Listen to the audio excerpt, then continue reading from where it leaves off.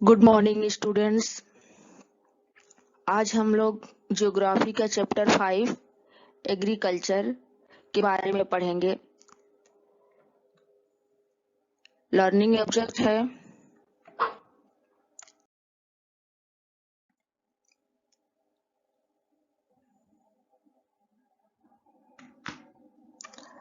Type of economic activities agriculture, factors influence agriculture, classification of farming, increase in agriculture produce.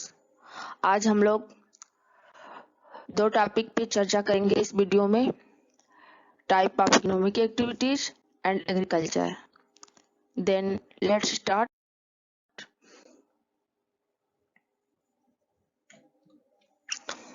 Agriculture is one of the basic economic activities in India. Bharat में agriculture सबसे basic economic activity है। Economic activities are divided into 3 main classes: primary, secondary and tertiary. Economic activities को 3 part में divide किया गया है। First is primary activities, second is secondary activities, and third is tertiary activities. What is the primary activities? Then the primary activities, these include all activities in which human beings use only natural resources. इस activity में human being केवल natural resources का use करता है। Example: hunting, food gathering, fishing, forestry and mining. Hunting आप लोग जानते ही हैं, शिकार करना। फूड गैदरिंग, भोजन एकत्र करना। फिशिंग, मछली पकड़ना। फॉरेस्ट्री, जंगल से संबंधित वर्क।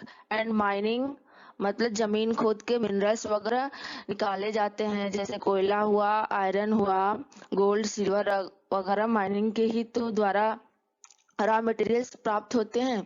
तो ये सारी चीजें प्राइमरी एक्टिविटीज के अंतर्गत आएंगी। The best example of primary activity is agriculture. Primary activities का सबसे अच्छा उदाहरण एग्रीकल्चर ही है। Then let's start secondary activities. What is secondary activities? These activities are those where natural resources or other resources are modified to great extent. Example: industry, small and cottage, weaving, etc. All kinds of manufacturing activities in which raw materials are converted into finished good of higher value are secondary activities. इस activities में वो सारे natural resources activities आ जाते हैं, जैसे कि primary activities में जो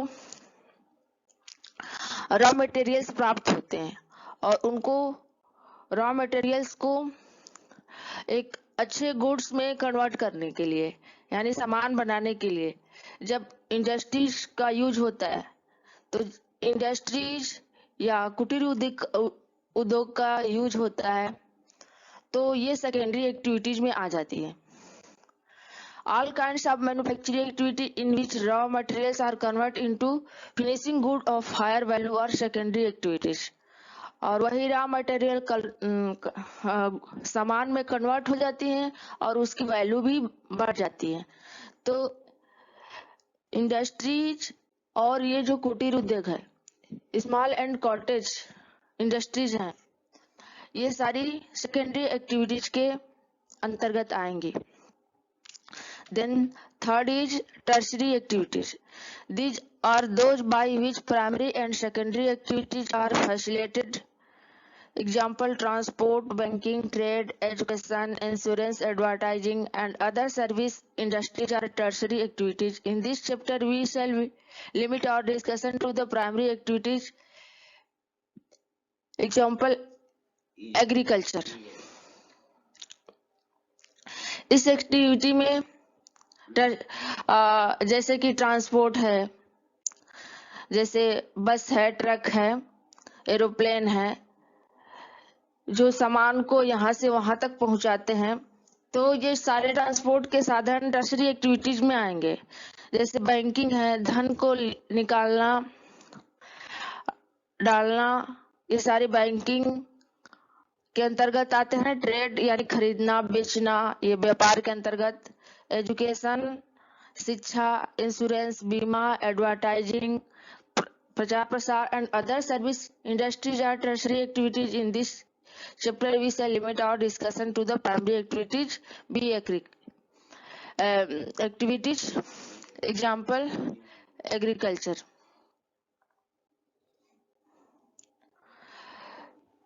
तो इस चैप्टर में हम लोग एग्रीकल्चर के बारे में ही डिस्कशन करने वाले हैं, उस पर फोकस करने वाले हैं। Then once again recall all topic। इसमें हम अभी तक क्या क्या पढ़े, तो what is primary activities, what is secondary activities and what is tertiary activities.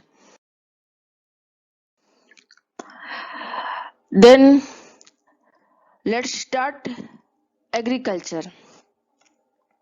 अब आगे हम लोग एग्रीकल्चर टर्म को समझेंगे। एग्रीकल्चर क्या है?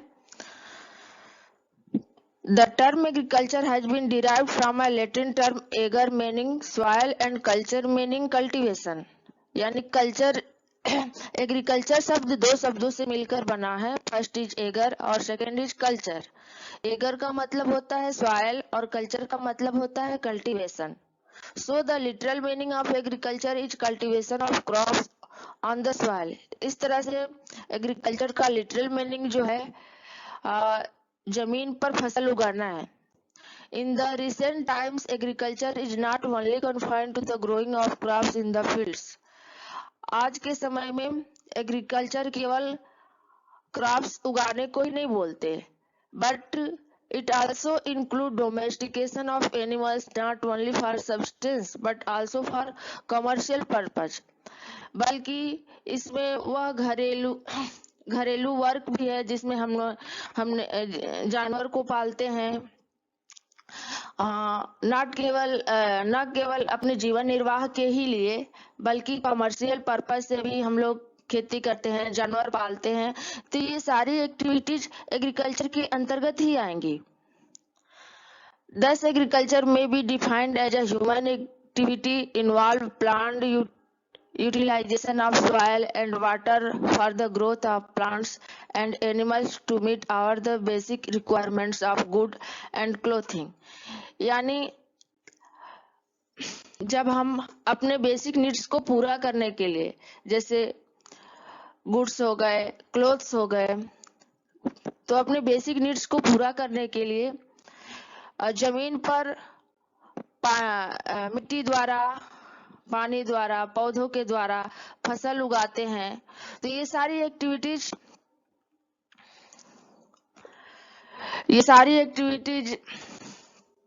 जो है एग्रीकल्चर की एक्टिविटीज के अंतर्गत ही आएंगी।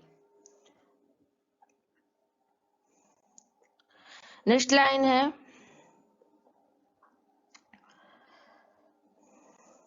about 50% of the world population is directly or indirectly engaged in the agriculture activities। दुनिया के लगभग 50% लोग डायरेक्टली और इनडायरेक्टली रूप यानी प्रत्यक्ष या अप्रत्यक्ष रूप से एग्रीकल्चर से जुड़े हुए हैं। Although India is progressing in manufacturing and service industries, यद्यपि इंडिया जो है मैन्युफैक्चरिंग और सर्विस इंडस्ट्रीज में प्रोग्रेस कर रही है, still more than 65% of our total population is dependent on agriculture. और अभी भी 65% पॉपुलेशन एग्रीकल्चर के ऊपर डिपेंड है। The activity of agriculture involves ploughing of land. अब एग्रीकल्चर एक्टिविटी में क्या क्या चीजें इन्वॉल्व है, मतलब क्या क्या चीजें होती हैं। तो प्लॉइंग ऑफ लैंड यानी लैंड को जोता जाता है, जमीन को जोता जाता है। सोइंग ऑफ दी सीड्स, फिर उसमें बीज बोए जाते हैं। इरिगेशन, फिर उसकी सिंचाई की जाती है। इरिगेशन द फील्ड यानी फिर खेत की सिंचाई की जाती है। एट एन एप्रोप्रिएट टाइम यानी उचित समय पर। एंड हार्वेस्टिंग द क्रॉप्स, और फिर लास्ट में हार्वेस्टिंग द क्रॉप्स यानी फसल को काट लिया जाता है। As agriculture has been global activities, आजकल एग्रीकल्चर जो है ग्लोबल एक्टिविटीज बन चुका है, यानी यह पूरी दुनिया की एक्टिविटीज है। There has been a great progress in every aspect of crop production, यानी कि हर क्षेत्र में आज एग्रीकल्चर वृद्धि कर रही है, एग्रीकल्चर डेवलप हो रही है, कृषि किया जा रहा है, कृषि का विकास हो रहा है हर क्षेत्र में। फॉर एग्जाम्पल के लिए ploughing, sowing, irrigation, weeding and harvesting, मतलब आजकल हर जगह फील्ड को जोता जा रहा है, सोइंग उसमें बीज बोया जा रहा है, इरिगेशन सिंचाई किया जा रहा है, वेडिंग मीन्स होता है घास निकालना, तो उस प्लांट्स के अंदर से घास निकालने को ही वेडिंग कहते हैं। तो वेडिंग एंड हार्वेस्टिंग यानी फसल को काट लेना। तो ये सारी एक्टिविटीज जो है एक ग्लोबल एक्टिविटीज बन चुकी है।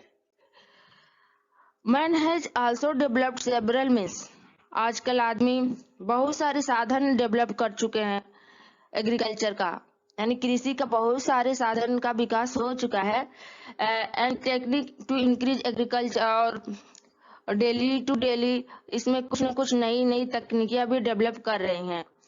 Agriculture produce to meet the increasing demand of food for growing population, और बढ़ते हुए जनसंख्या को भरण पोषण के लिए दिन पर दिन इसकी डिमांड भी बढ़ती जा रही है। तो इस पैरा में हम लोग इतना सब समझे। Then next para, when the farm machinery was introduced, जब मशीनें बनाई जाती थी, मशीनें क्यों बनाई गई हैं? It helps increase the crop production, क्योंकि यह क्रॉप प्रोडक्शन में हेल्प करता है, फसल के पैदावार में सहायता करता है। बिसाइड, इसके अतिरिक्त it brought more areas under cultivation, और जब से मशीन सब आ गई तो बहुत ज्यादा क्षेत्र में सिंचाई के कार्य हो रहे हैं। Apart from providing food for human beings and animals, agriculture also acts as the main source of providing industrial raw materials such as textile, sugarcane, and oil. It also consumes industrial products like farm machinery, fertilizers, and pesticides. Apart from providing food for human beings, यह केवल human beings और animals के लिए food ही नहीं provide करता, बल्कि agriculture जो है इंडस्ट्री के लिए रॉ मटेरियल भी प्रोवाइड करता है, उसको रॉ मटेरियल भी देता है, सच एज टेक्सटाइल्स, जैसे कि कपड़ा उद्योग है, शुगर है, और फिर ऑयल इंडस्ट्रीज हैं। तो इन सारे इंडस्ट्रीज के लिए एग्रीकल्चर रॉ मटेरियल तैयार करता है। जैसे मान लीजिए आपके ये कपड़े कैसे बनते हैं, जैसे किसान जो है अपने खेतों में कॉटन क्रॉप्स ग्रो करता है, शुगर कैन ग्रो करता है, मस्टर्ड ग्रो करता है, तभी तो आपको कपड़े मिलते हैं, चीनी मिलते हैं, तेल मिलते हैं, सभी प्रकार के भोजन आपको उपलब्ध होता है। किससे होता है? तो एग्रीकल्चर से। It also consumes industrial products like farm machinery, fertilisers and pesticide. यह जो है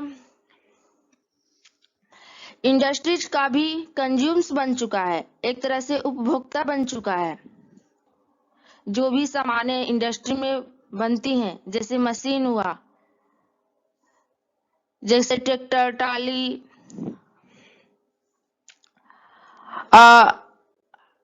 एक्सेट्रा, जितनी भी मशीनें आजकल नई आ रही हैं, तो वो सारे मशीनों का एग्रीकल्चर जो है उपभोग करता है।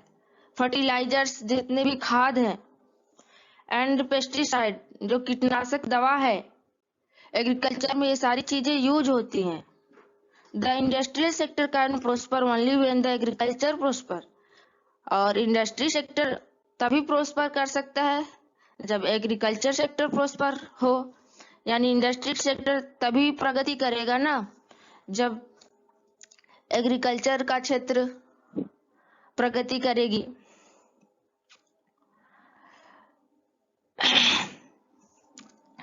तो एक बार पुनः रिकॉल करते हैं कि इस चैप्टर में हम लोगों ने क्या क्या पढ़ा है।